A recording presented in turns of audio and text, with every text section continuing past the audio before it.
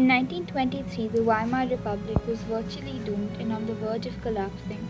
However, surprisingly, autumn onwards came a period of prosperity, stability, and success for Germany. No one person can be given credit for this turnabout. However, one of the main people involved was Gustav Stresemann. In this video, I will take you for a journey through the golden age of Germany. The emotions, the innovations, the procedures, the positives, the negatives, and the facts, using De Bono's caps. So, watch out for colors. To solve the problem of the hyperinflation, Gustav Stresemann introduced the Rentenmark.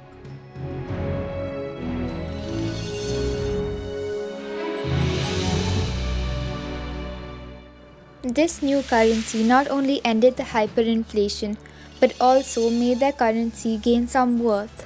One Rentenmark was equal to 1 trillion old marks.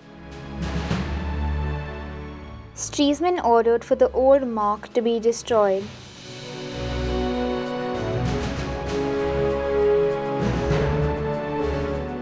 In 1923, Stresemann negotiated the Dawes Plan.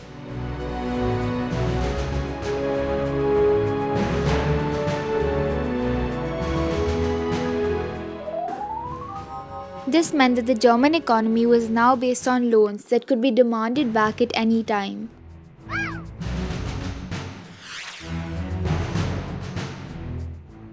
The plan's main weakness lied in the fact that it was short-term. However, this formed a link between German industry and American investors. The Dawes Plan was reassuring for the people of Germany since the world's most prosperous and powerful nation was willing to invest in Weimar Germany. Stresemann ended passive resistance in the Ruhr area. Some people disagreed with this as it felt like Germany was giving in to France. It did, however, help the German economy since the workers were earning once again. In 1925, French and Belgian troops pulled out of the Ruhr area. Removing the French and Belgian troops from the Ruhr was a part of the Dawes Plan. This improved relations between Germany and France.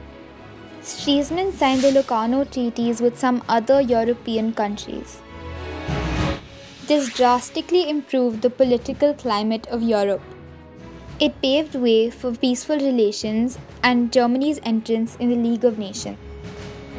It is known that Aristide Briand from France almost fell off the sofa when he heard Stresemann's expectations from the treaty. In the treaties, Germany guaranteed not to change its borders with France and Belgium. Many people hated this since they despised the term of the Treaty of Versailles and hated Britain and France. In 1926, Germany joined the League of Nations. As in every situation, even here, the public had mixed emotions about Germany joining the League of Nations. However, most people disagreed with it as it felt like Germany was ratifying the treaty. Some nationalists even attacked Stresemann for joining the League of Nations. Joining the League of Nations made Germany more accepted abroad. In 1926, Germany signed the Treaty of Berlin with Russia. This treaty reaffirmed the Rapallo Treaty which was signed earlier. The German-Soviet relationship in comparison with 1925 really improved.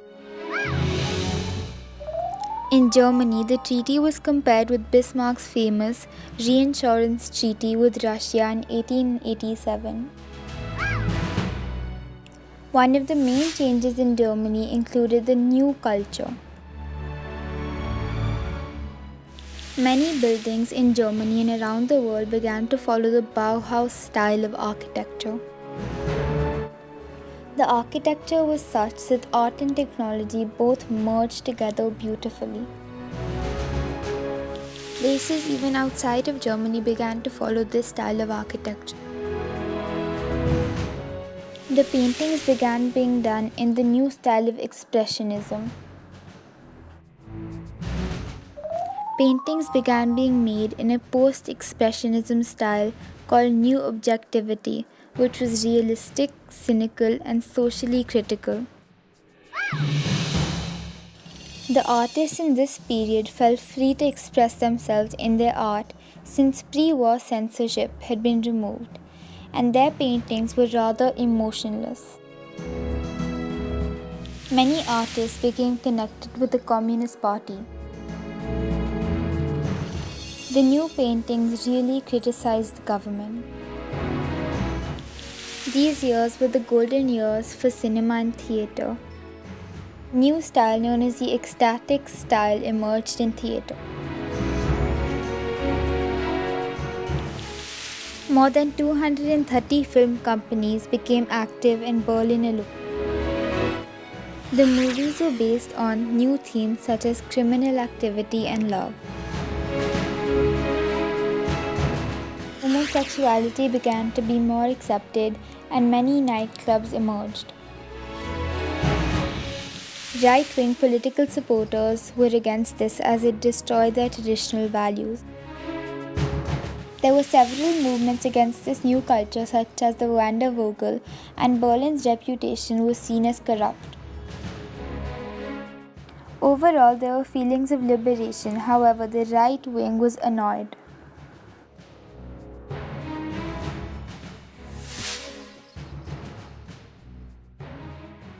Over 18,000 workers were seeking employment.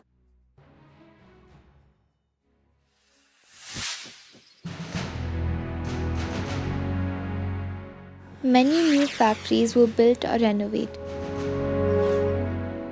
Small firms were finding it difficult to compete with larger firms. Production went to its highest levels in decades. People who weren't earning as much as the industrial workers felt like the government offered them little. Agriculture began to collapse and farmers were suffering. The middle class and farmers were the people who suffered the most in the Golden Age since they were mainly overproducing. Many new institutions for underprivileged kids were created, and new houses and apartments were also built. 2 million new houses were built in Germany. There still continued to be gaps between the rich and the poor. There were coalitions in the government due to proportional representation, which led to many disagreements. Overall, Germany did recover in the Golden Age. Berlin became the cultural hub. Popular actresses such as Marlene Dietrich emerged, and production reached pre-war levels.